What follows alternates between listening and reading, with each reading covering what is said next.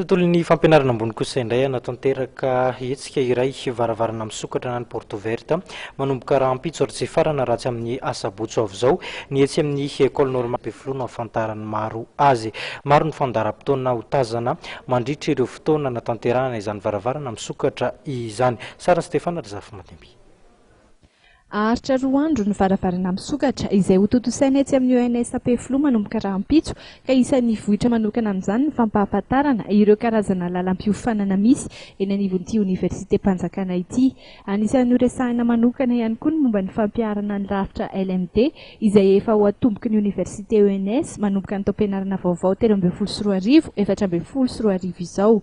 Azo vahana kokoa ny fampiarana ho an'ireo mpianatra satria raha 30 ora ny fampianarana dia ny 10 ora amin'ireo fampianarana izay ataon'ny mpampianatra ka ny 20 ora ambiny kosa dia natanterahana ireo mpianatra ny fampiarana.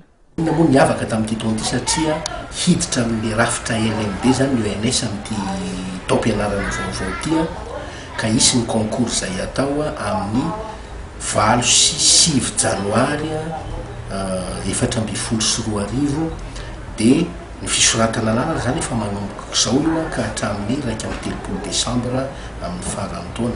Zay zany tena zava-dehibe ampahalalana ny mpianatra ny fisokafan'izay taom-pianarana vaovao eto amin'ny ONS ny fisoratana lalana indrindra ny fidilana ao amin'ny rafitra LMD.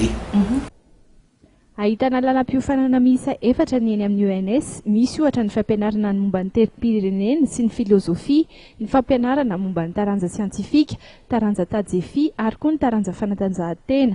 Ireo mpianatra izay mahavita ny fiofanany eny anivon'ny ONS moa dia afaka mampianatra avy hatrany.